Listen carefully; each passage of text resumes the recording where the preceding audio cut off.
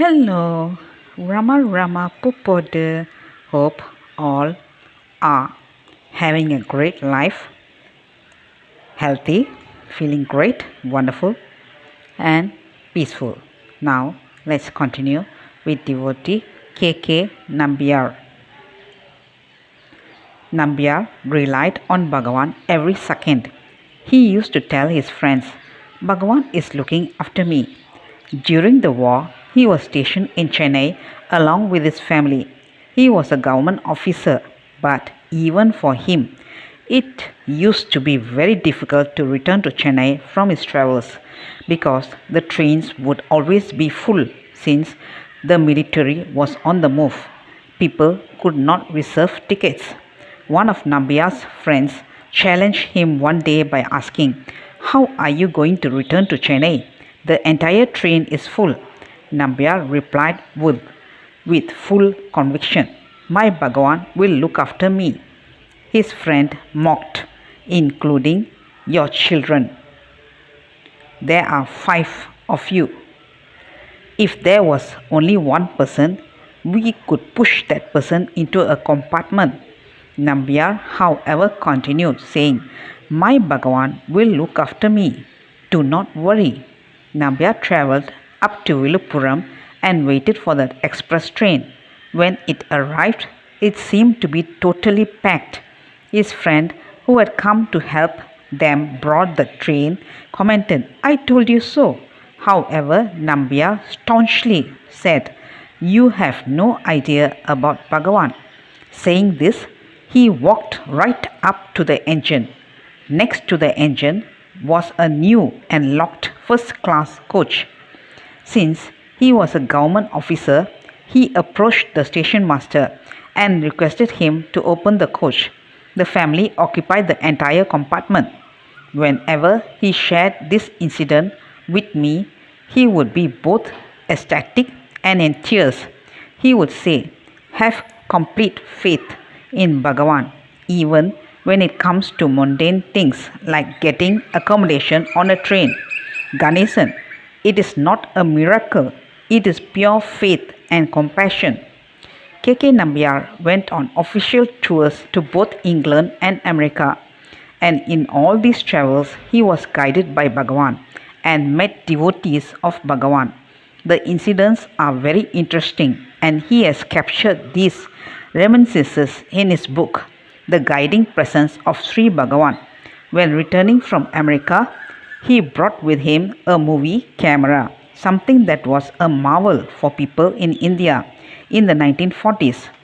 It was not only a marvel but a big boon because it enabled him to shoot films of Bhagavan. That is why we have them now. Besides, he also brought back a Charlie Chaplin film and showed it to Bhagavan. I was sitting next to Bhagavan, who, as he watched it, laughed heartily. He enjoyed it so much that I too became a Charlie Chaplin fan. Nambiar's other contribution towards the ashram was to help in the construction of the Mother's Temple. A temple is normally constructed with the help of a sthapati, a traditional Indian engineer. Vaidyanatha Sthapati was entrusted with the construction, but Nambiar was also called. He went to Bhagavan and stated, Chinnaswamy wants me to assist in the construction of the temple. I do not know anything about it. Bhagavan replied, Doesn't matter, help him. When the temple was constructed and the celebrations were over, a photographer was called and a photo was taken of both. On seeing the photo, Bhagavan made the comment, the traditional engineer Vaidyanatha Sthapati and the modern Sthapati Nambiar are together. In April 1950, when Bhagavan's condition was deteriorating, there was a controversy on where Bhagavan's body should be interred. Though Bhagavan had expressed no opinion, it was almost like he had made up his mind about the spot, because on the very night that Bhagavan dropped his body, Nambiar had a vivid dream. He dreamt that Bhagavan had a closed door meeting with my grandfather, Niranja Ananda Swami, and my father, Venkatu. However, the door was ajar. Nambiar, who was standing outside, could hear Bhagavan calling out, "Call Nambiar in." Bhagavan then made a drawing and took all of them to the spot where Bhagavan's Samadhi is now, though this was not the spot that had been chosen originally by other people. With the aid of his stick, Bhagavan drew exactly where his Samadhi should be. Nambiar woke up from his dream and narrated the dream to my grandfather and others. They brushed him aside, saying, "You and your dreams, we will not listen to your dream. We will have it in the spot that we have decided on. Do not interfere and do not tell others about your dream." They ridiculed him about his dreams because they could not comprehend the power of the rolling ball of rice. My grandfather also challenged him, "You can have the Samadhi there only over my dead body." But the important people of the town, with Annamalai Pillai as their leader, came to the ashram and for no reason at all pointed out the very same place that Nambiar had dreamt about. Everyone had to comply with their choice, even my grandfather. There is something personal that I want to share about Nambiar. When I was working in Mumbai, I had a strange spiritual experience. I resigned my job and ran away to Benares. Nobody knew where I was, and everyone wondered about me. For 6 days, I was unconscious. Nambiar, who was working as chief engineer in a private company in Mumbai, had a dream. Bhagavan appeared in his dream and showed him that I was lying on my stomach and that there was a big abscess on my back. Bhagavan placed his hand on my back and said, "Nambiar, look at Ganesan. He has this and I am going to save him." When he removed his hand, the abscess was gone.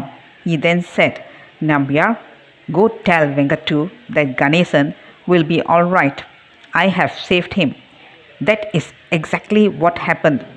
It is Bhagavan's grace that I am able to extol those old devotees who extolled the holy feet of the Master. I pay my humble homage to Nambiar.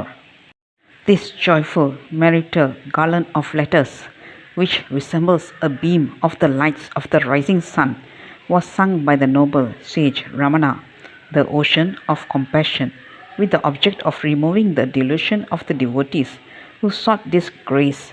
Those who look upon it as their sole refuge will realize within themselves that they are in Arunachala and will reign in the world of Siva. Muruganar. Kind and merciful Lord Ganapati, in order to offer the garland of letters that is worthy of the bridegroom, Arunachala, please give me a hand and bless me. You root out the ego of those who meditate on you in their heart, Arunachala. May you and I be one and inseparable like Alagu and Sundara, Arunachala. Entering my heart and luring me, why did you imprison me in your heart's cavern, Arunachala? For whose sake did you rule over me? If you reject me, the whole world will blame you, Arunachala. Song 5. Ippali Tappunai Yenine Pitta Iniyar Viduma Runachala. இந்த பழியிலிருந்து உன்னை விடுவித்துக்கொள். ஏன் உன்னை பித்தாக நினைக்கும்படி செய்தாய்? இனி யார் உன்னை நழுவ விடுவார்? Arunachala. Meaning, free yourself from this blame. Why did you make me go crazy over you? Who will now let you slip away? Arunachala. That's all, folks. Let's continue in the next chapter. Thank you. Bye bye. Rama Rama Pupodu.